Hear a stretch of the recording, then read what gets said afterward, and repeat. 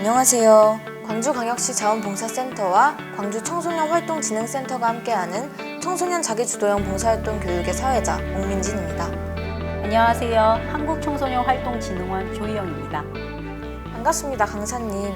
요즘엔 어르신 말벗이나 아동학습봉사 같은 활동뿐만 아니라 청소년들이 스스로 주변을 돌아보면서 기획하고 실행하는 봉사활동들이 참 많아진 것 같아요. 네, 그런 활동을 자기주도형 봉사활동이라고 칭하고 있어요.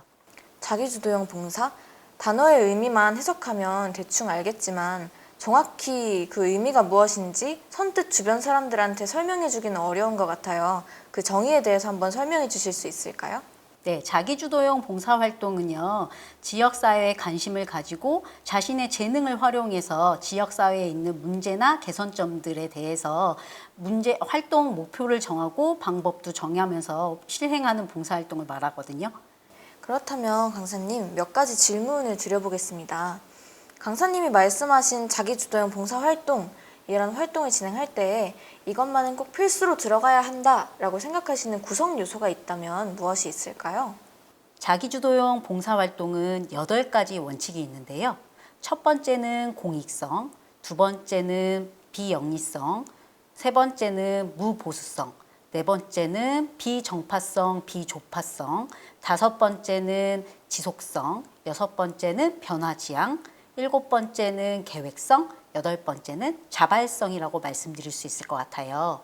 이렇게 설명드리면 좀 어렵죠? 네. 그래서 좀 정의를 설명드려야 될 것 같아요. 정의를 간략하게 설명드리자면 첫 번째 공익성은 봉사활동은 공공의 이익을 목적으로 해야 한다는 점이고요. 두 번째로 무보수성은 봉사활동에 참여함에 있어서 어떠한 보수도 받으면 안 된다는 점이에요. 세 번째 비영리성은 봉사활동의 목적 자체가 경제적 이익을 위한 활동이면 안 된다는 점이고요.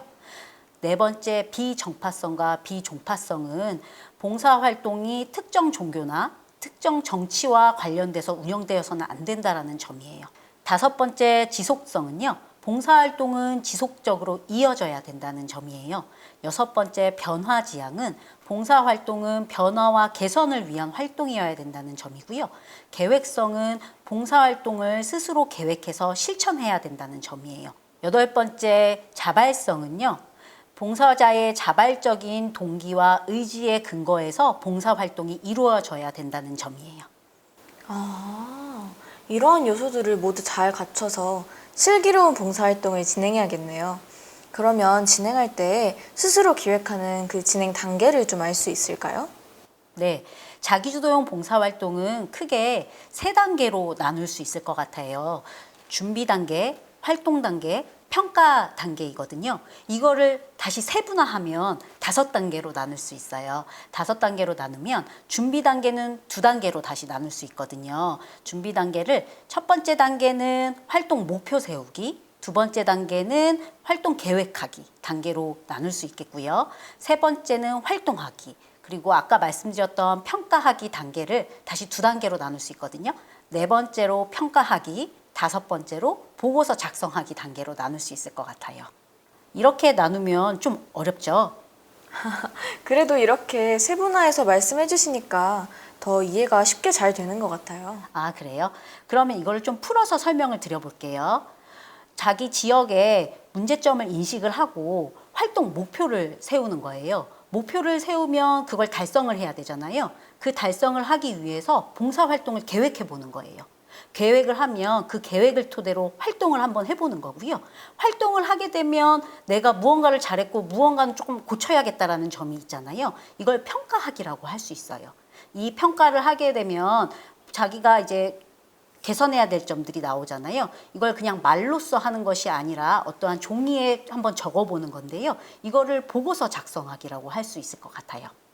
그러면 말씀해 주신 자기주도형 봉사활동과 기존의 봉사활동 간의 차이점에는 무엇이 있나요?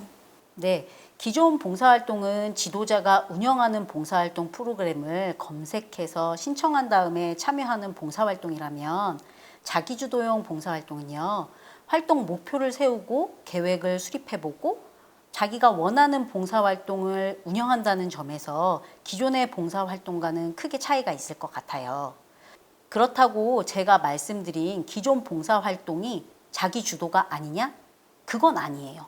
어떻게 보면 지역사회에서 문제를 인식했고 그 문제점을 해결하기 위해서 본인이 프로그램을 직접 기획하진 않았지만 다른 사람이 운영하는 프로그램을 검색해서 신청해서 봉사활동에 참여했기 때문에 어떻게 보면 소극적인 자기 주도형 봉사활동이라고 할 수 있거든요. 하지만 제가 여기서 설명해 드리는 자기주도형 봉사활동은 봉사활동의 목표를 세우고 활동을 기획하고 봉사활동을 운영함에 있어서 봉사자도 모집해보고 역할 분담도 해보고 그리고 활동도 직접 운영해보고 평가도 하고 보고서를 작성한다는 점에서 적극적인 자기주도형 봉사활동이라고 할 수 있어요. 알면 알수록 자원봉사의 세계는 정말 흥미롭네요. 끝으로 소감 한마디 부탁드릴게요. 사람의 생김새가 모두 다르듯이 일상생활에서 이 점은 문제야 라고 생각하는 부분들도 다를 거라고 생각해요. 그랬을 때 문제를 해결하는 방법 중 하나로 저는 봉사활동을 말씀드리는 거고요. 그 중에서도 해결하기 위한 목표와 방법을 고민해서 봉사활동으로 실천하는 자기주도형 봉사활동을 설명드리는 거고요. 물론 처음에는 어려울 수도 있을 것 같아요. 내가 생각한 것처럼 봉사활동을 통해서 목표와 문제들이 잘 해결되지 않을 수도 있고요. 하지만 이런 과정 하나하나가 문제 해결을 통한 사회 참여이고 그런 경험들이 쌓여서 여러분들이 성장하는데 큰 밑거름이 될 거라고 생각해요.